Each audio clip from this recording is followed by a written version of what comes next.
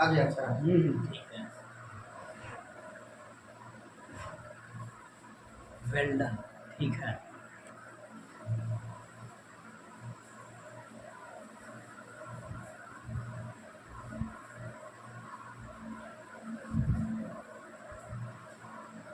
चलिए,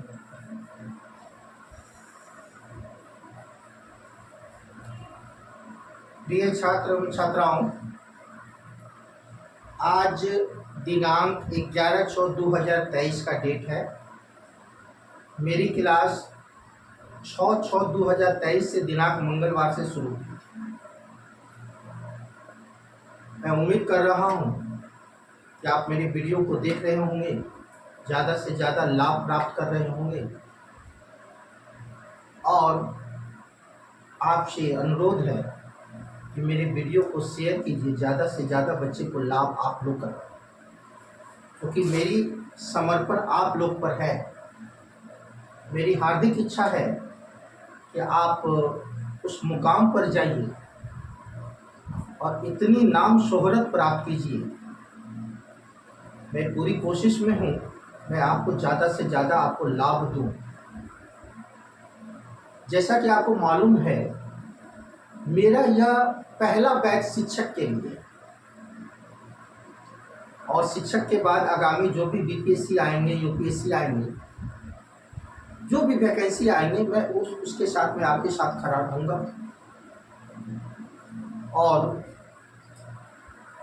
आपको मालूम है कि ये जो पहला बैच थी मेरी 6 तारीख को, उसका पहला चैप्टर मैं प्राचीन भारत से शुरू किया था।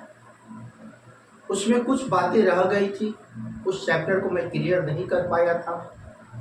उस चैप्टर का नाम है पाषाण काल। तमाम छात्र, भारत के हर कोने में तैयारी करने वाले छात्र, चाहे वो पीसीएस के छात्र हों, चाहे यूपीएससी के छात्र हों, चाहे किसी भी एग्जाम की प्रतियोगिता परीक्षा की तैयारी करने वाले छात्र और छात्राओं, प्राचीन भारत के इतिहास में सबसे कठिन पाषाण काल को माना जाता है। उसका कॉन्सेप्ट बच्चे नहीं समझ पाते, वो जीवन भर उस चैप्टर पर पकड़ नहीं बन पाती है। आज मैं कोशिश करूंगा कि मैं पाषाण काल को बिल्कुल सरल से सरल रूप में आपको समझाऊं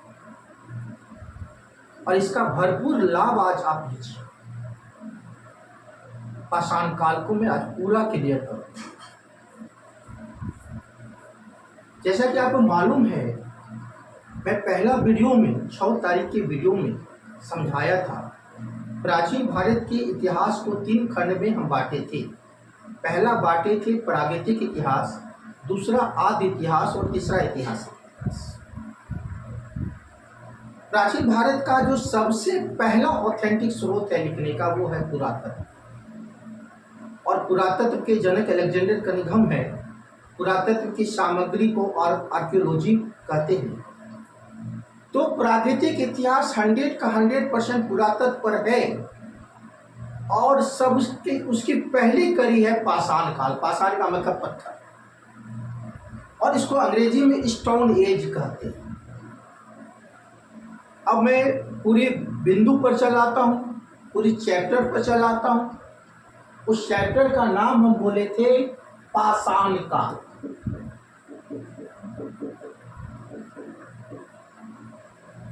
ध्यान दीजिए, उस चैप्टर का नाम है पाषाण काल।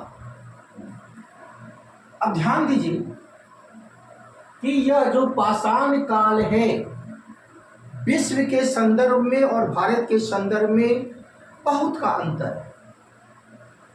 भारत में पाषाण काल बहुत बाद में आए। विश्व के संदर्भ में सबसे पहले पाषाण काल अफ्रीका महादेश से शुरू। अफ्रीका के बाद यूरोप की धरती पर, और यूरोप की धरती के बाद तब एशिया की धरती। आज से 26 लाख वर्ष पहले से 22 लाख धरती पर, अफ्रीका की धरती पर पाषाण काल पल्लवित और फुलवित हो रहे हैं। 22 लाख में यह यूरोप की धरती पर, फ्रांस पर पल्लवित हो रहे हैं। तो 22 लाख से 18 लाख तक यूरोप की धरती पर और 18 लाख ईसा पूर्व यानी 18 लाख बीसी में सबसे पहले पाषाण काल एशिया में इस्लामाबाद के रेबात घाटी में हुए हैं।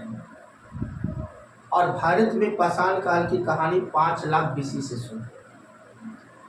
14 लाख दूरी पर महाराष्ट्र में अनुसंधान जारी है, लेकिन वो प्रमाण नहीं हो पाया कि क्या भारत में जो पाषाण काल है वो 14 लाख बीसी माना जाएगा।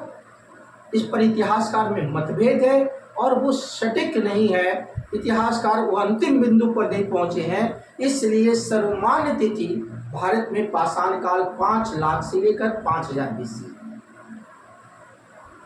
तो आपने समझ लिया पाषाण का मतलब पत्थर, पूरी पत्थर की स्टडी को करना है, पत्थर के विभिन्न प्रकार के औजार पर पूरी कहानी है। तो निश्चित तौर पर पाषाण काल भारत के संदर्भ में 5 लाख से 5000 बीसी तक है। अब ध्यान दीजिए कि भारत में जो पाषाण काल है उसके 3 फेज।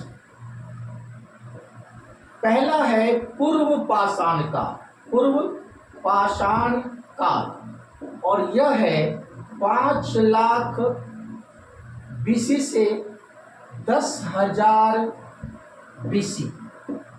भारत में पूर्व पाषाण काल 5 लाख बीसी से 10,000 बीसी तक है। फिर भारत में जो मध्य पाषाण काल है, मध्य पाषाण काल का जो डेट है वो 10,000 बीसी से 6,000 बीसी तक मध्य पाषाण काल, और सबसे बाद में है नव पाषाण काल, और वो है 6,000 बीसी से 5,000 बीसी। जैसा कि आपको हम अभी बताए 5 लाख से 5,000 बीसी तक का जो सफर है वो भारत में पाषाण काल है, स्टोन एज है। पूरी पत्थर पर, पूरी आधार पर, पत्थर के आधार पर उस इतिहास को लिख दिया गया है। ये ध्यान दीजिए, बोर्ड पर हम लिखे हैं स्पष्ट रूप से पूर्व पाषाण काल 5 लाख से 10,000 बीसी। फिर सेकंड आइए 10,000 से 6,000 बीसी मध्य पाषाण काल, और थर्ड आइए 6,000 से 5,000 बीसी। अब गौर कीजिएगा कि इस तीनों पाषाण काल में सबसे लंबी अवधि पूर्व पाषाण काल की है भारत में, और सबसे छोटी है नव पाषाण काल, सबसे छोटी है। अब मैं स्टेप बाय स्टेप एक एक बिंदु करके मैं आपको क्लियर कर रहा हूं। अब मैं पूर्व पाषाण काल को एक एक बिंदु बताऊंगा। तो पूर्व पाषाण काल, ध्यान दीजिए कि यह जो पूर्व पाषाण काल है, अभी तुरंत डेट आपको बताए हैं 5 लाख बीसी से 10,000 बीसी। तो पूर्व पाषाण काल जो भारत में है 5 लाख से 10,000 बीसी, पूरी भारत की जलवायु हिम युग है। चारों ओर बर्फ ही बर्फ है, इसमें गर्मी कहीं भी नहीं है। अंतिम अवस्था में भारत में गर्मी आना शुरू हुआ, ये बात सत्य है, लेकिन इसका अधिकांश समय हिम युग में बीता, और हिम युग को प्लायोस्टीन युग कहते हैं। ध्यान दीजिएगा, क्वेश्चन आएगा कि पूर्व पाषाण काल की जलवायु क्या है, तो वह हिम युग है, और हिम युग को क्या कहते हैं, तो प्लायोस्टीन युग कहते हैं। भारत में सबसे लंबी पाषाण काल कौन है, पूर्व पाषाण काल है। भारत में पूर्व पाषाण काल की अवधि क्या है, तो 5 लाख से 10,000 बीसी। इतना अच्छी तरह से आप समझ गए होंगे कि भारत में जो पूर्व पाषाण काल का अवधि है पूरा हिम ही हिम है, इसलिए मौसम अनुकूल नहीं है, इसलिए मौसम में परिवर्तन करने में कई हजार वर्ष लगे। इसलिए पूर्व पाषाण काल को जलवायु परिवर्तन के दृष्टिकोण से, और वो जो आदि मानव है उसके शारीरिक ढांचा में परिवर्तन करने के युग से, इसको फिर हम 3 भाग में बांटते हैं। यानी कहने का मतलब पूर्व पाषाण काल को फिर हम 3 भाग में बांटते हैं। पहला है निम्न पूरा पाषाण काल। निम्न पूरा पाषाण काल, और यह डेट है 5 लाख BC से 50,000 BC, निम्न पूरा पाषाण। दूसरा जो डेट है वो है मध्य पूरा पाषाण काल, और वो डेट है 50,000 से लेकर 40,000 BC, और थर्ड में है अंतिम अवस्था में उच्च पूरा पाषाण काल, और वो है 40,000 से लेकर 10,000 BC। ध्यान दीजिए, पूर्व पाषाण काल को कितने टर्म में बांटा गया? पूर्व पाषाण काल को 3 टर्म में बांटा गया। पहला हम लिखे हैं निम्न पूरा पाषाण काल 50,000 से 40,000 BC। दूसरा लिखे हैं मध्य पूरा पाषाण काल 50,000 से लेकर जो है 40,000 BC, और 40,000 BC से 10,000 BC तक कुछ पूरा पाषाण काल। तो निश्चित तौर पर मैं 3 भाग में वर्णन कर दिया हूँ। अब मैं एक एक करके एक एक अवधि पर पूरा स्पीच दूंगा, और उससे क्वेश्चन, तमाम सारा क्वेश्चन उसी में निहित है भारत की सभी एग्जाम। तो मैं सबसे पहले निम्न पूरा पाषाण काल को बताना चाह रहा हूँ कि निम्न पूरा पाषाण काल जो है वो डेट है 5 लाख से 50,000 BC। प्रिय छात्रों ध्यान दीजिए, निम्न पूरा पाषाण काल की मौसम कैसी है, क्वेश्चन आएगा तो आपने बताना है कि हिंदू और प्लाइस्टोसीन युग है। निम्न पूरा पाषाण काल के जो आदि मानव है वो कहाँ से आए थे? अफ्रीका से आए। और निम्न पूरा पाषाण काल के जो आदि मानव अफ्रीका से आए थे उसका नाम क्या है? उसका नाम है ऑस्ट्रोलिथेपेकस। फिर सुनिए, ऑस्ट्रोलिथेपेकस कहाँ से? अफ्रीका से। किस काल में? निम्न पूरा पाषाण काल में भारत में। अवधि 5 लाख से 50,000 BC। अब ध्यान दीजिए कि जो ऑस्ट्रोलिथेपेकस भारत आए निम्न पूरा पाषाण काल में, वो शिकारी है, बड़े बड़े पशु को मारकर वो खाते हैं। और जब बड़े पशु को जब मारते हैं तो मारते किससे होंगे? पत्थर से। और जब बड़ा पशु है तो वो पत्थर कौन चाहिए? कठोर पत्थर और बड़ी पत्थर। तो निम्न पूरा पाषाण काल के लोग शिकारी हैं, आखेटक हैं, बड़े पत्थर से प्रहार करके बड़े पशु का शिकार करते हैं। अब ध्यान दीजिए कि जब वो शिकार करता होगा तो दौड़ता होगा, तो दौड़ने के क्रम में उसकी हड्डी में खिंचाव हुई, वह एक प्रकार का बोन खिंचाया गया, और वो जो ऑस्ट्रोलिथेपेकस है वो हो गए होमो इरेक्टस। तो निम्न पूरा पाषाण काल में जो आदि मानव बन गए वो होमो इरेक्टस हो गए। इरेक्टस का मतलब होता है खरा, बिल्कुल बंदर, ऐसा बंदर जो आदमी ऐसा दिखने लगे, खरा दिखने लगे, उस आदि मानव को कहते हैं होमो इरेक्टस। और यह जो होमो इरेक्टस है इसको भारत का पहला प्रागैतिक मानव भी है। यह क्वेश्चन भी कई बार पीसीएस में आए हैं कि भारत के प्रागैतिक मानव का नाम क्या है? तो होमो इरेक्टस। किस काल में? तो निम्न पूरा पाषाण काल। यहाँ आप क्लियर हो गए होंगे। अब ध्यान दीजिए बाबू कि यह जो होमो इरेक्टस है, यह होमो इरेक्टस सबसे पहले इंडिया में क्या आविष्कार करता है? भारत में खोजा गया पहला चीज है आग। यह भी क्वेश्चन आया है कि भारत में सबसे पहले क्या चीज की आविष्कार हुई? तो आग की आविष्कार हुई। और आग का आविष्कार करने वाले कौन आदि मानव है? होमो इरेक्टस हैं। और कब? 1 लाख BC। तो 1 लाख BC में आग का आविष्कार हुआ, और किस आदि मानव के द्वारा हुआ? उस आदि मानव का नाम होमो इरेक्टस है। समझ गए होंगे कि भारत में सबसे पहले आग आए निम्न पूरा पाषाण काल में, और खोजने वाले शख्स हैं होमो इरेक्टस। और आपको ये बता दें, आप बिहार की धरती से हम पढ़ा रहे हैं तो यहाँ भी क्वेश्चन आएगी कि बिहार की धरती पर पाषाण काल कब आए, तो 1 लाख BC। बिहार की धरती पर पाषाण काल 1 लाख BC में आए। बिहार के कौन कौन से जिला से पाषाण काल के उपकरण मिले, वो है नालंदा, मुंगेर, सारण, वैशाली, गया। तो ये तमाम सारी जगह से पूर्व पाषाण काल से नव पाषाण काल के उपकरण बिहार से प्राप्त हुए। बिहार में सबसे पहला जो उपकरण है वो पत्थर की कुल्हाड़ी है, और वो पत्थर की कुल्हाड़ी नालंदा और मुंगेर से प्राप्त। जब बिहार के संदर्भ में एग्जाम में क्वेश्चन आएगी तो आप निश्चित तौर पर मानिएगा कि बिहार में पाषाण काल 1 लाख से शुरू हुआ, और बिहार में सबसे पहले किस जिला से पाषाण कालीन उपकरण मिले हैं, पत्थर की कुल्हाड़ी मिली है, तो मुंगेर और नालंदा 1 लाख BC।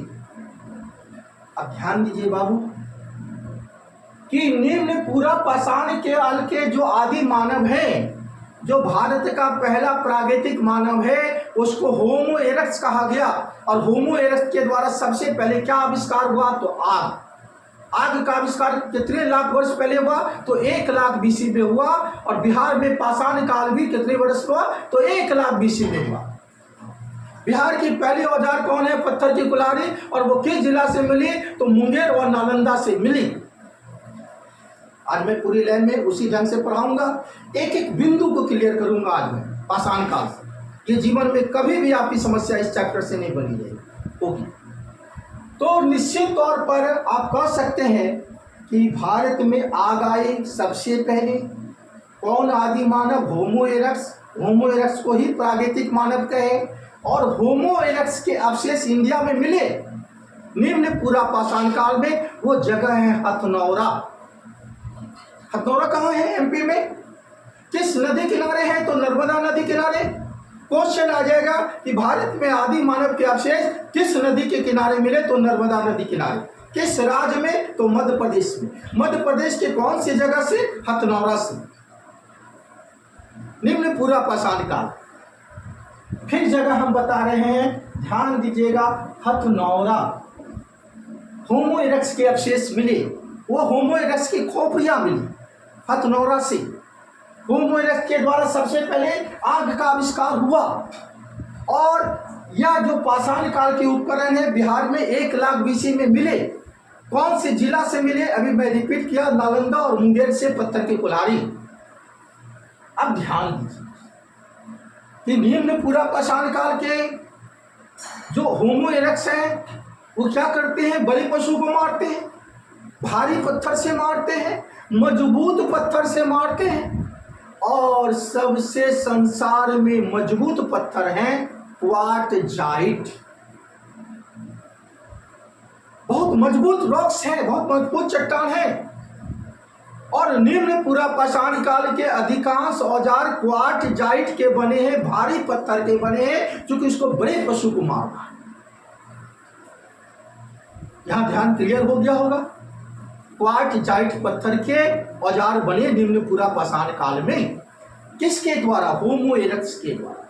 इसी होमो इरेक्टस के द्वारा भी मैं रिपीट कर दिया कि आपके अनुसार। अब ध्यान दीजिए कि यह जो होमो इरेक्टस है यह शिकार करने के बाद रहता कहाँ है, तो बर्फ की गुफा में रहता है। उसका निवास स्थान बर्फ की गुफा है। बड़े बड़े पशु को मारता है। इसके अवशेष हथनौरा से मिले नर्मदा नदी किनारे।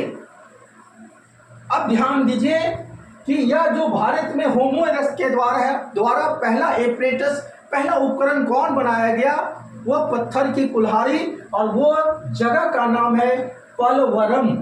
पलवरम है तमिलनाडु में। क्या बना, पत्थर की कुल्हाड़ी। इसको कहते हैं अंग्रेजी में हैंडेक्स एपरेटस। पत्थर की कुल्हाड़ी को कहा जाता है हैंडेक्स एपरेटस, पत्थर की कुल्हाड़ी। कहां से मिले, फिर ध्यान दीजिएगा, पलवरम से। भारत की पहली औजार कहां से प्राप्त की गई, पलवरम से।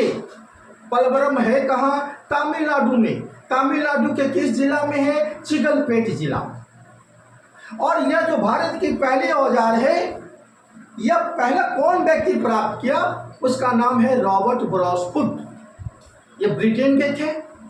भारत की पहली औजार प्राप्त करने के कारण ही रॉबर्ट ब्रॉसफुट को प्राकृतिक इतिहास का जनक कहते हैं। यहाँ भी क्वेश्चन आता है कि भारत में प्राकृतिक इतिहास के जनक कौन है? रॉबर्ट ब्रॉसफुट। कहाँ के रहने वाले हैं? ब्रिटेन के। भारत की पहली औजार वो प्राप्त किए कहाँ से? पलवरम से। कौन सी औजार थी? पत्थर की कुल्हाड़ी। किस राज्य से? तमिलनाडु से। किस जिला से? चिकलपेट जिला से। क्लियर हो गया होगा, संभवतः पूरी क्लियर हो गई होगी आपको। अब ध्यान दीजिए, भारत की दूसरी औजार है, वो है बिदारनी। अंग्रेजी में कहते हैं क्लेवर। और यह क्लेवर का काम होता था, पशु की छाल को छीला जाता है। और यह मिले अतिरक्तम से। अतिरक्तम, और यह भी तमिलनाडु के चिकलपेट जिला में है। बिदारनी यह भारत की दूसरी औजार है निम्न पुरापाषाण काल में, जिसे पशु को छीला जाता है। और तीसरा और अंतिम औजार है, वो है चौपर। यह चौपर, तो यह जो औजार है चौपर, यह सोहन नदी किनारे बहुत मात्रा में मिले, और सोहन सिंधु की सहायक नदी। और यह चौपर का प्रयोग पशु को काटने में किया जाता है। क्लेवर का प्रयोग पशु को छीलने में किया जाता है। तो होमो इरेक्टस के द्वारा पत्थर की कुल्हाड़ी, बिदारनी और चौपर का आविष्कार हुआ। किस पत्थर से बना? क्वार्टजाइट पत्थर से बना। वो रहते कहाँ है? बर्फ की गुफा में।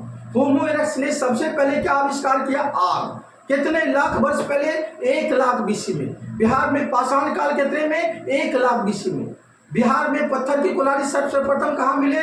मुंगेर और नालंदा में। तो तमाम सारे छात्र, चाहे वो बिहार की प्रतियोगिता परीक्षा हो, चाहे वो भारत के संदर्भ में किसी प्रकार के पाषाण काल से क्वेश्चन आता हो, वो आपको सॉल्व करते हैं। तो मैंने निम्न पूरा पाषाण काल को बिल्कुल समझाया आज। अब अगला स्टेप बढ़ते हैं, मध्य पूरा पाषाण काल। मध्य पूरा पाषाण काल, और इसकी अवधि है 50,000 से लेकर 40,000 बीसी। ध्यान दीजिए, मध्य पूरा पाषाण काल भी मौसम हिम युग है। बस अंतर ये है कि मध्य पूरा पाषाण काल में पतले पत्थर के औजार बनने लगे, काफी सल औजार बनने लगे। सल का मतलब ये पतला होता है। और वो पारदर्शी पत्थर के औजार बनने लगे। तो मध्य पूरा पाषाण काल में जो पारदर्शी पत्थर है, उसका नाम है चट, जैस्पर, बेल्लौर। ये काफी पारदर्शी पत्थर है और कीमती पत्थर है। इसके औजार बनने लगे, पतले औजार बनने लगे मध्य पूरा पाषाण काल में। और मौसम भी कैसी है? तो हिम। बस इतना ही है। इसके बाद मौसम हिम युग ही है। और अंत में जो है उच्च पूरा पाषाण काल। उच्च पूरा पाषाण काल यह भारत में हिम युग की अंतिम अवस्था है। हिम युग की विदाई है और भारत में गर्मी का प्रवेश है उच्च पूरा पाषाण काल में। और वो डेट है 40,000 से लेकर 10,000 बीसी। अब गौर कर रहे होंगे कि मैं यहाँ सेंटेंस को यहाँ पर जो बोल रहा हूँ, फिर ध्यान से सुनिएगा कि भारत में गर्मी का प्रवेश उच्च पूरा पाषाण काल 40,000 से 10,000। जब गर्मी आए, उस आदि मानव का सबसे पहले विकास माथा किया। और वो माथा जब विकास किया, और यही कारण है कि वो बुद्धिमान मानव हो गए। जैसे गर्मी गई, तुरंत एक जॉब किया, और गर्मी के कारण वो तुरंत बुद्धिमान हो गया, और उसका नाम होमो सेपियंस पड़ा। और 40,000 से 30,000 बीसी में भारत में होमो सेपियंस अस्तित्व में आए उच्च पूरा पाषाण काल, क्योंकि उस समय गर्मी आ गई और गर्मी का प्रभाव तुरंत हो गया उसके शरीर, और वो बुद्धिमान मानव हो गया। और आप गौर कर रहे होंगे कि बुद्धिमान मानव ने सबसे पहले होमो सेपियंस ने क्या किया? तो चित्रकारी किया, क्योंकि चित्रकारी के लिए बुद्धि की जरूरत होती है। और वो चित्रकारी का सबसे पहला प्रमाण उच्च पूरा पाषाण काल में भीमबेटका गुफा से मिला। और भीमबेटका गुफा है कहाँ? मध्य प्रदेश के होशंगाबाद में। किस नदी किनारे? नर्मदा नदी किनारे। यहाँ भी क्वेश्चन आएगा कि भारत में चित्रकारी के प्रमाण किस नदी किनारे? नर्मदा नदी किनारे। कौन सी जिला? होशंगाबाद जिला। कौन सी गुफा? भीमबेटका गुफा। किसके द्वारा? होमो सेपियंस के द्वारा। किस काल में? उच्च पुरा पाषाण काल। भारत में गर्मी की आगमन उच्च पुरा पाषाण काल। अब ध्यान दीजिए कि उच्च पुरा पाषाण काल में पत्थर के औजार के अलावा हड्डी के भी औजार पहली बार बनने लगे, चित्रकारी होने लगे। अब ध्यान दीजिए कि जब बुद्धिमान मानव हो गया तो इतना बुद्धि उसके अंदर आ गया कि अब पत्थर का वो ब्लेड प्रकार का औजार बनाने लगा। यानी ब्लेड जितना पतला होता है उस टाइप से औजार बनाने लगा। ब्लेड प्रणाली पर औजार बनने लगी उच्च पुरा पाषाण काल। चित्रकारी आए भीमबेटका गुफा में, नर्मदा नदी किनारे। तो मैं पूर्व पाषाण काल को आज क्लियर किया। फिर अगला स्टेप फिर मैं अभी बता रहा हूं इस चैप्टर का जो सेकंड खंड है मध्य पाषाण काल।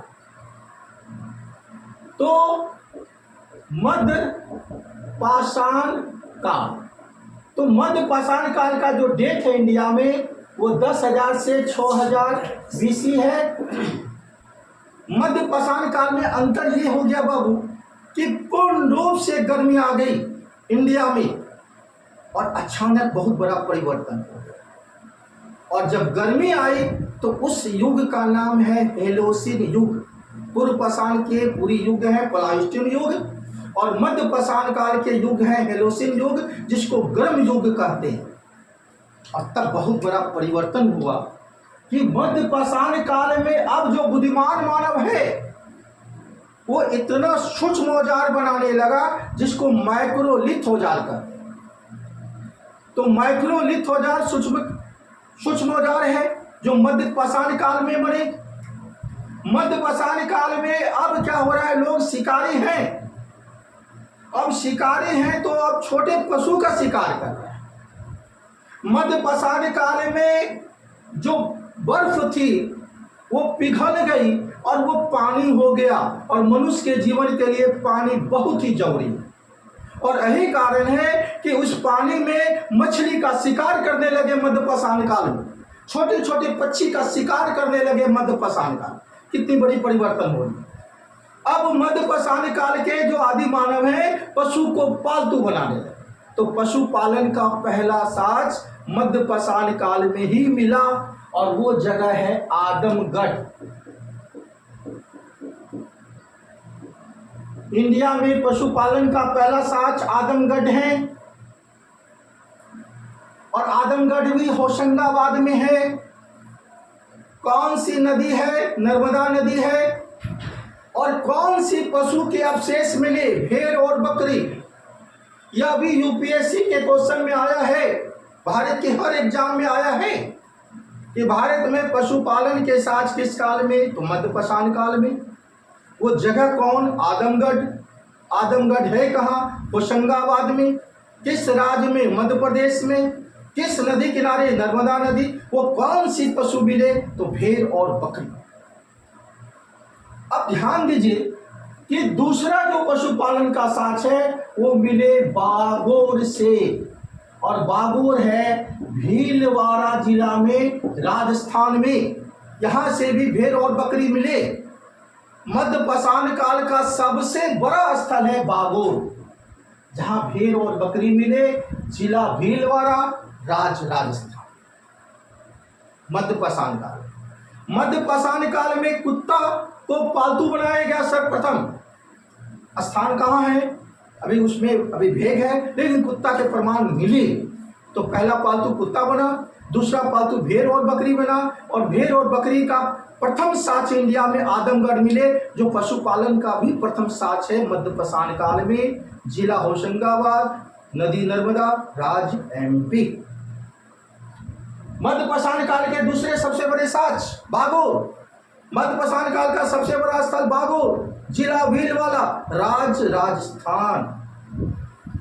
अब ध्यान दीजिए कि मध्य पाषाण काल में छोटे छोटे पक्षी के शिकार हो रहे हैं, मछली के शिकार हो रहे हैं, मछली को मारने के लिए उपकरण बन रहे हैं और मछली को मारने वाला उपकरण का नाम है हार्पून।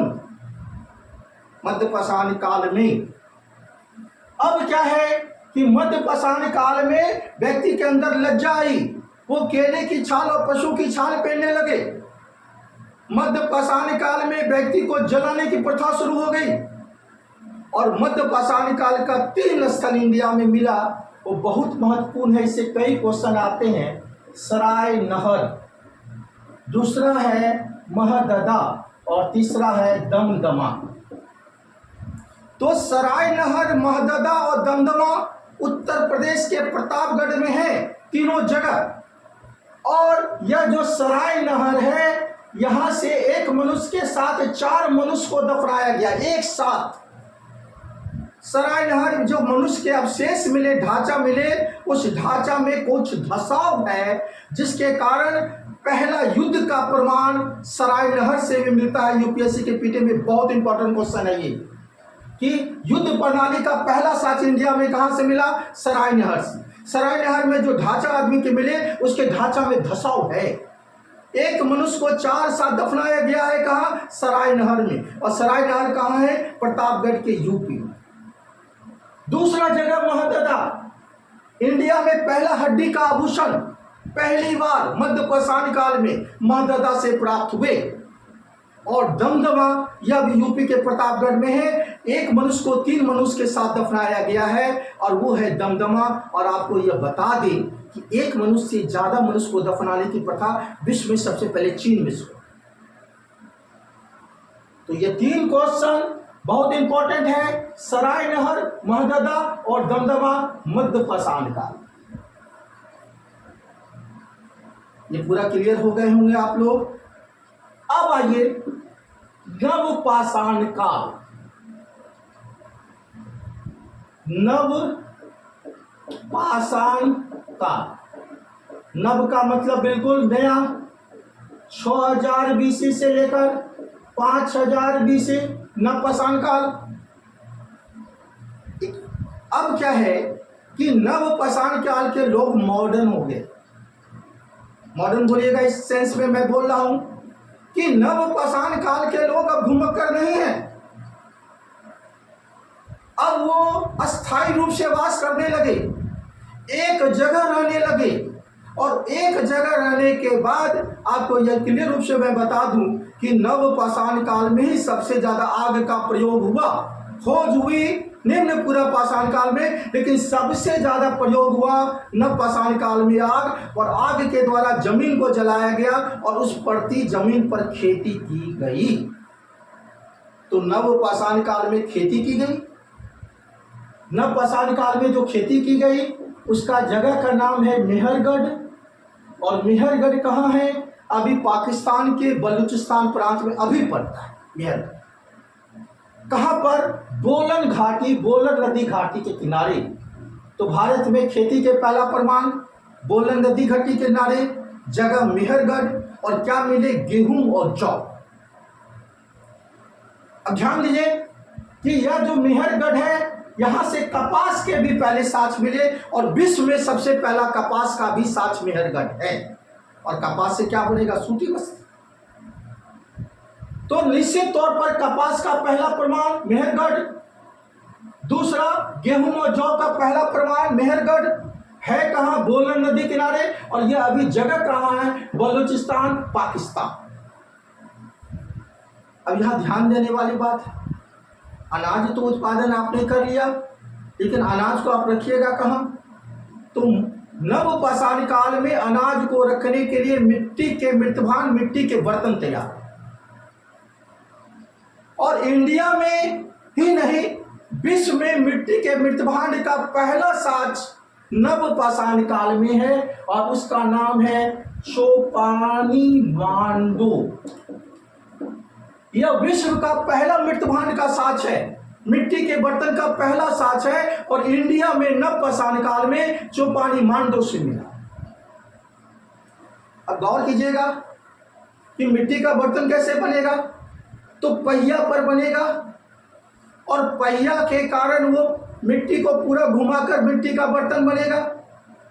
और यह जो मिट्टी के बर्तन होंगे, इस मिट्टी के बर्तन पर पॉलिश की कला होगी। अभी भी आप देखते हैं मिट्टी के बर्तन में लाल रंग से रंगा जाता है, काला से चित्रकारी किया जाता है। नवपाषाण काल में ऐसा होने लगे, चित्रकारी नहीं लेकिन वो लाल रंग से रंगा जाने लगा। तो नवपाषाण काल में मिट्टी के बर्तन में लाल रंग से पॉलिश, मिट्टी को बनाने के लिए पूरी चाक में पहिया, और उस पहिया का प्रयोग मिट्टी को बनाने में भी, और उस पहिया का प्रयोग बैलगाड़ी को भी बनाने में। इसलिए मनुष्य की पहली सवारी गाड़ी बैलगाड़ी बनी नवपाषाण काल। और वो मिट्टी के बर्तन के पूरे वर्ल्ड के पहला साज चौपानी मांडू है। नवपाषाण काल में खेती का पहला साज मेहरगढ़ है, गेहूं और जौ। किस नदी किनारे? बोलन नदी किनारे। कपास का पहला साज मेहरगढ़। अब नवपाषाण काल में चावल के भी अवशेष मिले, और वो जगह है कोलडीवा। यह यूपी के इलाहाबाद में है। यह चावल का पहला प्रमाण मिला कोलडीवा से नवपाषाण काल में। अब ध्यान दीजिए कि नवपाषाण काल में जो सबसे महत्वपूर्ण स्थल है वो है बुर्जहोम। और यह जो बुर्जहोम है यह कश्मीर में है। बुर्जहोम से क्या क्या मिला? तो बुर्जहोम के लोग जमीन को खोद कर रहते थे, गर्त में रहते थे, इसलिए गर्त निवास का पहला साज बुर्जहोम में मिला, कश्मीर से मिला।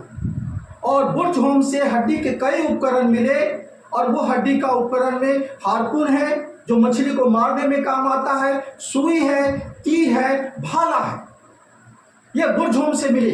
हड्डी के प्रमाण बहुत बड़ा ज्यादा उपकरण। इस बुर्जहोम के जो है कुत्ते के साथ मनुष्य को दफनाया गया है। विश्व में कुत्ते के साथ मनुष्य को दफनाने की प्रथा सबसे पहले चीन में शुरू हुई, और इंडिया में कुत्ते के साथ मनुष्य को दफनाने की पहला साक्ष्य बुर्जहोम से मिला।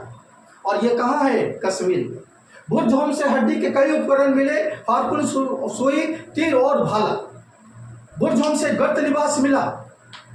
इंडिया का पहला गर्त निवास बुर्जहोम नवपाषाण काल में। अब ध्यान दीजिए कि हड्डी के उपकरण बिहार में सबसे पहले कहां से मिले? वो मिले चिराद, सारण जिला। नवपाषाण कालीन स्थल चिराद है, और वहां भी हड्डी के उपकरण मिले, और इंडिया में मिले बुर्जहोम से, और बिहार की धरती पर चिराद, सारण से। चिराद के बाद चेचर से मिले। चेचर है वैशाली। ये नवपाषाण कालीन स्थल बिहार में चिराद और चेचर है। यह बीपीएससी में क्वेश्चन आया हुआ है। अब नवपाषाण काल में लोग जब अस्थायी रहने लगे तो गांव में बसने लगे। भारत में गांव की आधारशिला, भारत को गांव का देश कहा जाता है, और गांव का स्थापना नवपाषाण काल में होने लगे। नवपाषाण काल में लोग मिट्टी के घर बनाने लगे, घास फूस के घर बनाने लगे, अनाज को ले जाने के लिए बैलगाड़ी का प्रयोग किया, जो मनुष्य की पहली सवारी गाड़ी भी बनी। अनाज को रखने के लिए मिट्टी के मृतभान बनाने लगे, उस मृतभान में पॉलिश की कला करने लगे।